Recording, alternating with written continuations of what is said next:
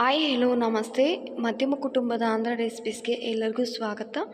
ಇವತ್ತು ತುಂಬ ಕಡಿಮೆ ಖರ್ಚಿನಲ್ಲಿ ಯಾವುದೇ ಡೀಪ್ ಫ್ರೈ ಮಾಡ್ದಂಗೆ ತುಂಬ ರುಚಿಯಾಗಿರುವಂತಹ ಕಡಲೆಬೇಳೆ ಲಡ್ಡುನ ಹೇಗೆ ಮಾಡೋದು ಅಂತ ತೋರಿಸ್ತೀನಿ. ಈ ಲಡ್ಡುಗೆ ಪಾಕ ಕೂಡ ಅವಶ್ಯಕತೆ ಇಲ್ಲ, ಯಾರು ಬೇಕಾದರೂ ಮಾಡ್ಕೋಬೋದು, ಅಷ್ಟು ಸುಲಭ ರೀತಿಯಲ್ಲಿ ಮಾಡ್ಕೋಬೋದು. ಇವಾಗ ಹೇಗೆ ಮಾಡೋದು ಅಂತ ನೋಡೋಣ ಬನ್ನಿ. ಮುಂಚಿತವಾಗಿ ಇಲ್ಲಿ ನಾನು 1 ಕಪ್ನಷ್ಟು ಕಡಲೆಬೇಳೆ ತಗೊಂಡಿದ್ದೀನಿ. ಈ ಕಡಲೆಬೇಳೆನ ಒಂದು ಸಲ ನೀಟಾಗಿ ವಾಶ್ ಮಾಡ್ಕೊಳ್ಳೋಣ.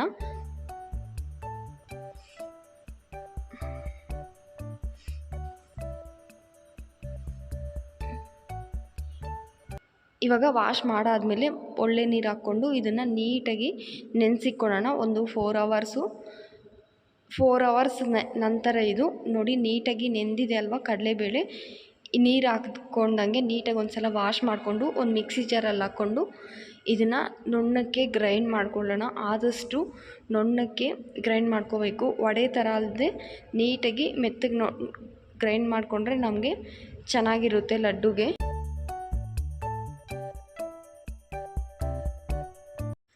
ನೋಡಿ ಈ ರೀತಿ ಇದ್ದರೆ ಸರಿ ಹೋಗುತ್ತೆ. ಇವಾಗ ಉಳ್ದಂಥದನ್ನು ಕೂಡ ನೀಟಾಗಿ ಮಿಕ್ಸಿ ಮಾಡಿಕೊಂಡು ಎಲ್ಲ ಕೂಡ ಒಂದು ಬೌಲಲ್ಲಿ ಹಾಕ್ಕೊಂಡು ಇವಾಗ ಇದನ್ನು ನಾವು ರೊಟ್ಟಿ ಥರ ಫಸ್ಟ್ಗೆ ಸುಟ್ಕೋಬೇಕು. ಮಾಮೂಲಿ ಅಕ್ಕಿ ರೊಟ್ಟಿನ ಸುಟ್ಕೊತೀವಲ್ವ ಅದೇ ರೀತಿ ಒಂದು ಸ್ಪೂನು ತುಪ್ಪ ಹಾಕ್ಕೊಂಡು, ಟೇಬಲ್ ಸ್ಪೂನ್ ಅಲ್ಲ, ಒಂದು ಸ್ಪೂನ್ ತುಪ್ಪ ಹಾಕ್ಕೊಂಡು ನೀಟಾಗಿ ಇದನ್ನು ತಟ್ಕೊಳ್ಳೋಣ. ರೊಟ್ಟಿ ಹೇಗೆ ತಟ್ಕೊತೀವಿ ಅದೇ ರೀತಿಯೇ ಸ್ವಲ್ಪ ತೆಳ್ಳಕ್ಕೆ ತಟ್ಕೊಳ್ಳಿ. ರೊಟ್ಟಿನ ಸ್ವಲ್ಪ ಚಿಕ್ಕದಾಗಿ ತಟ್ಕೊಂಡ್ರೆ ನಮಗೆ ತಿರುಗಿಸೋಕ್ಕೆ ನೀಟಾಗಿರುತ್ತೆ ರೊಟ್ಟಿ. ಇಲ್ಲಾಂದರೆ ಯಾವುದಾದ್ರೂ ಕವರ್ ಮೇಲೆ ಆದರೂ ತಟ್ಕೊಂಡು ಹಾಕ್ಕೊಂಡು ಸುಟ್ಕೋಬೋದು. ಇದ್ರ ಮೇಲೆ ಕೂಡ ಸ್ವಲ್ಪನೇ ತುಪ್ಪನ ನೀಟಾಗಿ ಹಾಕ್ಕೊಂಡು ಇದನ್ನು ನೀಟಾಗಿ ಬೇಯಿಸ್ಕೋಬೇಕು. ನಮಗೆ ಇಲ್ಲಿ ಕಲರ್ ಈ ರೀತಿ ಕಾಣಿಸ್ತಿದೆ, ಬೆಂದರೆ ರೊಟ್ಟಿ ನಮಗೆ ವ್ಯತ್ಯಾಸ ಗೊತ್ತಾಗುತ್ತೆ. ಇವಾಗ ನೀಟಾಗಿ ಟರ್ನ್ ಮಾಡ್ಕೊಳ್ಳೋಣ. ಇದನ್ನು ಕಡಿಮೆ ಉರಿಯಲ್ಲಿ ಬೇಯಿಸ್ಕೊಂಡಿರೋದ್ರಿಂದ ಇದು ಸೀದಿಲ್ಲ, ಕಲರ್ ಬಂದಿಲ್ಲ. ಅದೇ ನಾವು ಹೈ ಫ್ಲೇಮಲ್ಲಿ ಬೇಯಿಸ್ಕೊಂಡ್ರೆ ಒಂಥರ ಕಲರ್ ಬಂದುಬಿಡುತ್ತೆ ನಮಗೆ ಮೇಲೆ. ಇವಾಗ ನೋಡಿ ಇದು ಆಗಿದೆ. ಸೈಡಿಗೆ ತಗೊಂಡು ಇವಾಗ ಉಳ್ದಂಥದ್ದನ್ನು ಕೂಡ ಉಳಿದಿರೋ ಹಿಟ್ಟನ್ನೆಲ್ಲ ಕೂಡ ನಾನು ಸ್ವಲ್ಪ ದೊಡ್ಡದಾಗಿ ರೊಟ್ಟಿನ ತಟ್ಕೊಂಡ್ಬಿಡ್ತಾಯಿದ್ದೀನಿ. ಆದಷ್ಟು ನೀಟಾಗಿ ಹಸಿಯಾಗಿಲ್ಲದೆ ನೀಟಾಗಿ ಇದನ್ನು ಬೇಯಿಸ್ಕೊಳ್ಳಿ. ಮುಚ್ಚಳ ಮುಚ್ಚಿ ಬೇಯಿಸ್ಕೊಂಡ್ರೆ ನಮಗೆ ನೀಟಾಗಿ ಬೇಯುತ್ತೆ. ಒಂದು 7-8 ನಿಮಿಷನಾದರೂ ಇದನ್ನು ಬೇಯಿಸ್ಕೊಂಡ್ರೆ ನಮಗೆ ನೀಟಾಗಿ ಇದು ಹಸಿ ಸ್ಮೆಲ್ ಇರಲ್ಲ, ಚೆನ್ನಾಗಿರುತ್ತೆ. ಇದ್ರ ಮೇಲೆ ಕೂಡ ಸ್ವಲ್ಪ ತುಪ್ಪ ಹಾಕ್ಕೊಳ್ಳೋಣ. ಜಾಸ್ತಿ ಆಯಿಲು ತುಪ್ಪ ಏನೂ ಅವಶ್ಯಕತೆ ಇಲ್ಲ, ಅಷ್ಟು ಚೆನ್ನಾಗಿರುತ್ತೆ ಈ ಲಡ್ಡು. ಇವಾಗ ಇದು ನೀಟಾಗಿ ಬೆಂದಿದೆ, ಒಂದು ಸೈಡು ನೀಟಾಗಿ ತಿರುಗಿಸಿ ಹಾಕ್ಕೊಳ್ಳೋಣ. ಇವಾಗ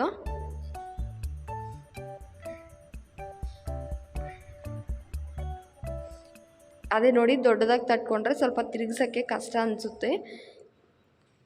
ಅದೇ ಚಿಕ್ಕದಾಗಾದರೆ ಈಸಿಯಾಗಿ ತಿರುಗಿಸಿ ಹಾಕ್ಕೋಬೋದು ಇದನ್ನು. ಇವಾಗ ಇದು ನೀಟಾಗಿ ಬೆಂದಿದೆ ನೋಡಿ, ಈ ರೀತಿ ಬೆಂದಿದೆ ಅಲ್ವಾ. ಇವಾಗ ಸೈಡ್ಗೆ ಇಟ್ಕೊಂಡು ಸಕ್ಕರೆ ಪಾಕ ಮಾಡ್ಕೊಳ್ಳೋಣ ನಾವು. ನಾನು 1 ಕಪ್ಗೆ 3/4 ಕಪ್ ತೊಗೊಂಡಿದ್ದೀನಿ. 1 ಕಪ್ಗೆ 1 ಕಪ್ಪು ಕರೆಕ್ಟ್ ಮೆಜರ್ಮೆಂಟು. ಸ್ವೀಟ್ ಕಮ್ಮಿ ತಿನ್ನೋರಿದ್ದರೆ 3/4 ಕಪ್ ಹಾಕ್ಕೊಳ್ಳಿ.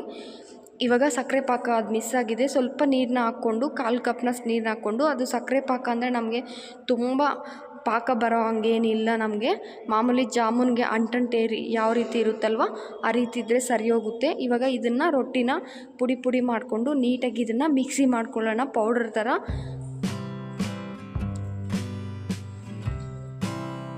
ನೋಡಿ ಯಾವ ರೀತಿ ಆಗಿದೆ ಅಂತ. ಪೌಡರು ನೋಡ್ತಿದ್ರೇ ನಮಗೆ ಎಷ್ಟು ಚೆನ್ನಾಗಿ ಕಾಣಿಸ್ತಿದೆಯಲ್ವ. ಉಳಿದಂಥದ್ದನ್ನು ಕೂಡ ಮಿಕ್ಸಿ ಮಾಡಿಕೊಂಡು ಇವಾಗ 1 ಸ್ಪೂನ್ ತುಪ್ಪನ ಹಾಕ್ಕೊಂಡು ನಾವು ದ್ರಾಕ್ಷಿ ಗೋಡಂಬಿನ, ಇದರಲ್ಲಿ ದ್ರಾಕ್ಷಿ ತುಂಬ ಚೆನ್ನಾಗಿರುತ್ತೆ. ತುಪ್ಪ ಇನ್ನೂ ಜಾಸ್ತಿ ಬೇಕಿದ್ರೂ ಹಾಕ್ಕೋಬೋದು, ನಿಮ್ಮ ಇಷ್ಟ ಹಾಕಿದ್ರೂ ಕೂಡ ನಮಗೆ ಲಡ್ಡು ಒಳ್ಳೆ ಟೇಸ್ಟಿಯಾಗಿರುತ್ತೆ. ತುಪ್ಪ ಇಲ್ಲ ಅನ್ನೋರು ಎಣ್ಣೆ ಕೂಡ ಹಾಕ್ಕೋಬೋದು. ಈ ಲಡ್ಡು ಮಾಡೋಕ್ಕೆ ನಮಗೇನು ಕೂಡ ಅಷ್ಟೊಂದು ಖರ್ಚು ಕೂಡ ಆಗೋಲ್ಲ, ತುಂಬ ರುಚಿಯಾಗಿರುತ್ತೆ. ಇವಾಗ ನೋಡಿ ದ್ರಾಕ್ಷಿ ಗೋಡಂಬಿ ಎಲ್ಲ ಫ್ರೈ ಆಗಿದೆ ಅಲ್ವಾ.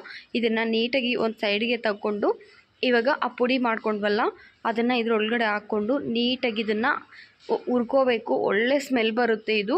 ತುಪ್ಪ ಬೇಕಿದ್ದರೆ ಇದ್ರ ಜೊತೆಗೆ ಇನ್ನೂ ಸ್ವಲ್ಪ ಆ್ಯಡ್ ಮಾಡ್ಕೊಳ್ಳಿ ನಿಮ್ಗೆ ಬೇಕಿದ್ದರೆ. ಇಷ್ಟೇ ತುಪ್ಪನೇ ಸಾಕು, ತುಂಬ ಚೆನ್ನಾಗಿರುತ್ತೆ. ಕೆಲವೊಬ್ಬರು ತುಂಬ ಇಷ್ಟಪಡ್ತಾರೆ ತುಪ್ಪನ, ಕೆಲವೊಬ್ಬರು ಲೈಟಾಗಿದ್ರೇ ಇಷ್ಟಪಡ್ತಾರೆ. ಇದನ್ನು ಅಟ್ಲೀಸ್ಟ್ ಒಂದು 7-8 ನಿಮಿಷನಾದರೂ ನೀಟಾಗಿ ಹುರ್ಕೊಂಡ್ರೆ ನಮಗೆ ತುಂಬ ಚೆನ್ನಾಗಿರುತ್ತೆ.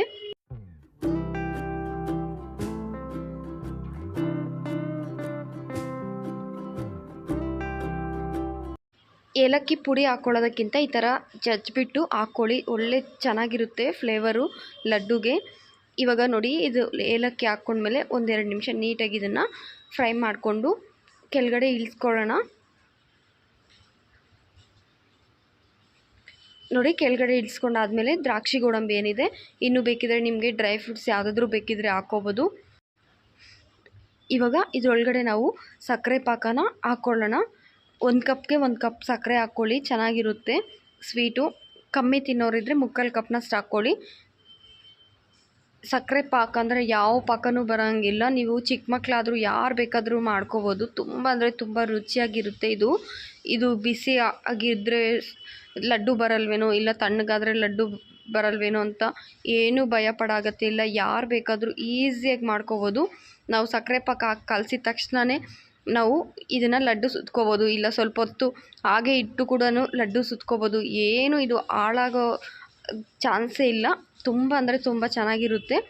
ನೋಡಿ ಎಷ್ಟು ಚೆನ್ನಾಗಿದೆ ಅಲ್ವಾ ಲಡ್ಡು. ಎಲ್ಲ ಕೂಡ ನಮ್ಗೆ ಯಾವ ಸೈಜಲ್ಲಿ ಬೇಕೋ ಆ ಸೈಜಲ್ಲಿ ಲಡ್ಡುನ ಸುತ್ಕೊಳ್ಳೋದು ಅಷ್ಟೇ.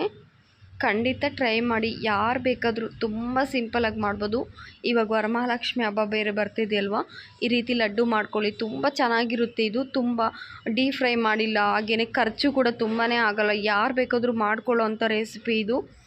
ಈ ಥರ ರೆಸಿಪೀಸ್ ಬೇಕು ಅಂದರೆ ನನ್ನ ಚಾನಲ್ಗೆ ಸಬ್ಸ್ಕ್ರೈಬ್ ಮಾಡ್ಕೊಳ್ಳಿ. ನನ್ನ ಚಾನಲಲ್ಲಿ ನೋಡ್ಬೋದು ನೀವು, ಎಲ್ಲ ಕೂಡ ಸ್ವಲ್ಪ ಡಿಫ್ರೆಂಟಾಗಿ ಹೆಲ್ದಿಯಾಗಿರುವಂತಹ ರೆಸಿಪೀಸೇ ಇರುತ್ತೆ.